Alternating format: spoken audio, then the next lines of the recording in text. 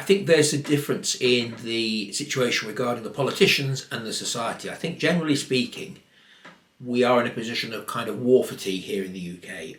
This conflict began in February 2022. We're now in May 2023. And while it's true that the politicians, the leaders are still focusing on Ukraine and talking a lot about it, I think in general society, people have got a little bit bored of it in the sense that they know it's bad what's going on, but we have a lot of issues at home here, domestic issues. We have we've had a very tough winter economically. We've had rocketing fuel bills, electric and gas, which are sometimes 3 or 4 times as much as they were last year. People are really struggling to pay those gas and electric bills. We've had big food price inflation, whether we're talking about butter, milk, eggs, etc. All these items, everyday items of food have jumped up in prices as meat. So we've got a big problem with infrastructure. We've got potholes in the roads. We haven't had enough investment on that. So it's bread and butter issues really that are concerning most of the public now. Doesn't mean that they're not caring about Ukraine in the sense that caring about people caught up in war or refugees. It doesn't mean that's the case, but it does mean that because of the economic situation in Britain and the deterioration of it in the last 6 months, the focus is at home, and it's today we've got the elections in Britain. We've got the local elections, not the national elections, and Ukraine isn't figuring. It's all about hospital closure, hospital services, ambulance services. It's about potholes in the road.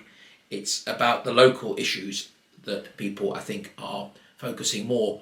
The politicians themselves, though, the government is still talking about Ukraine. We've only today, or yesterday rather, the First Lady of Ukraine was in London, was actually in Downing Street to meet the wife of the British Prime Minister, Mrs. Sunak. So at the highest level, politically, the politicians are still very much engaged in this, talking about their support for Ukraine, their backing for Ukraine. But I think general society has kind of switched off a lot from it. It's this war that's going on over there, long way away, and we've got things at home that we think are actually more important now, like trying to pay the bills.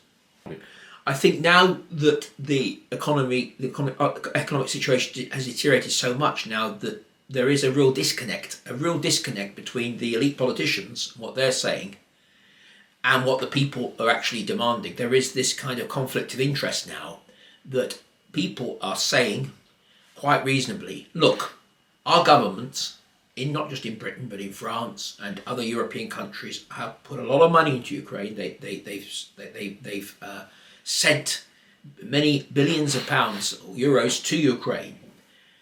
Now, in a time of plenty, most members of the public would say, fair enough, Ukraine was attacked, support them.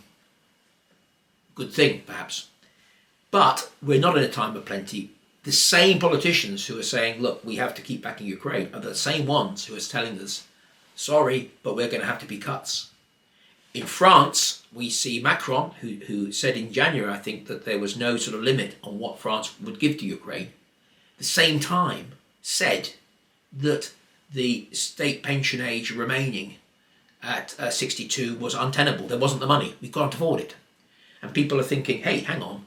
You just told us a minute ago that there was no limit at all on the money for Ukraine, but you're telling us that our pensions, sorry, we can't afford it. And the same in Britain. We're having the government telling us that Ukraine will be back, whatever it takes, whatever money is required, whatever they need, we will supply, we will give. Same government is telling us that the pension age here is under review. They've already put up the pension age, and we have to work much longer than in France. It's 65, it's gone from 65 to 67, and we're told that it's under review, may go up to 70. And that's the big issue, that the big problem that a lot of the Western politicians have got. They have this one policy of we will back Ukraine. This is the common line, the common agreed position. We have to stand strong against Russia. We have to back Ukraine, whatever it takes, whatever money is required, we will be there. We will back Ukraine. And they pledged it publicly to Zelensky and his government, we will be there, whatever you need. We will always be with you. At the same time, these same leaders are having to tell their own populations, we're going to have to make cuts. We're going to have to cut. We're going to have to put taxes up.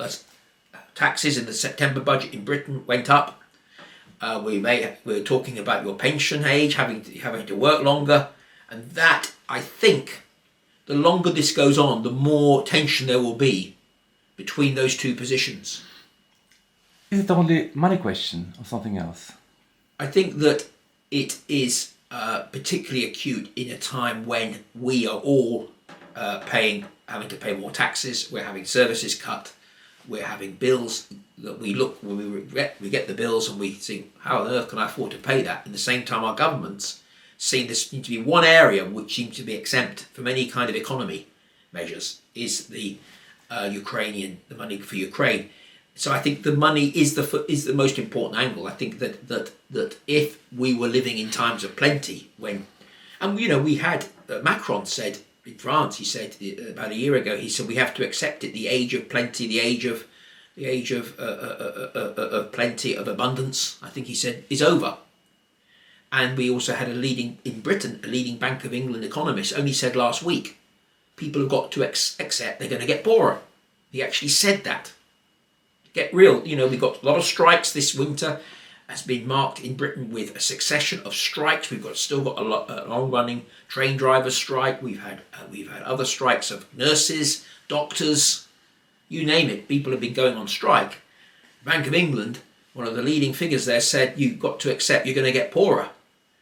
And then we see that on the news, and then we see the Prime Minister saying Ukraine will have whatever it needs. And people in Britain are decent, they're kind, most people, and they saw the pictures of Ukraine when the attack took place, and they saw places being hit and missile strikes, and so they would have thought, yes, we need to do something to help here.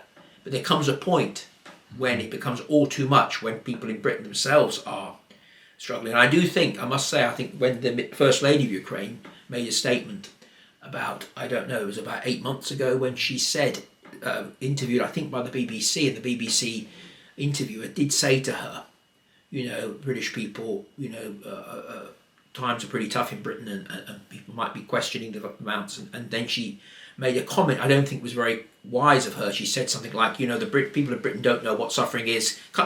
Words to this effect, we're being bombed, nobody in Britain's being bombed. Just sort of a little bit insensitive. Of course we're not being bombed here, but nobody is comparing directly the experiences of people in Britain, who are facing strikes on their homes or apartments, etc. Nobody is saying that, but I thought it was a little bit too dismissive of the fact that in this country at the moment, a lot of people are really struggling. Pensioners are having to raid their lifetime savings to pay their gas and electric bill. We're seeing people go into debt to fuel poverty. So it's quite a serious thing, and I think there seems to be no improvement coming on that front on the economy. It seems that there's no sort of recovery so far in sight, and so that the interesting thing here in Britain is that the Conservative government of Rishi Sunak, who became Prime Minister, as we know, we had so many Prime Ministers last year. He was the third one last year in November. He knows that his party is very much behind in the opinion polls. He knows that. And he has to have an election by next November or December by law. It has to be 5 years. So there's got to be some economic recovery coming somewhere. There's got to be some good news economically. Because if his policy is going to be to continue to literally give blank checks to Ukraine at the same time, people in Britain, then he's going to lose his job. And the Conservative MPs are going to lose their jobs. So that's the thing.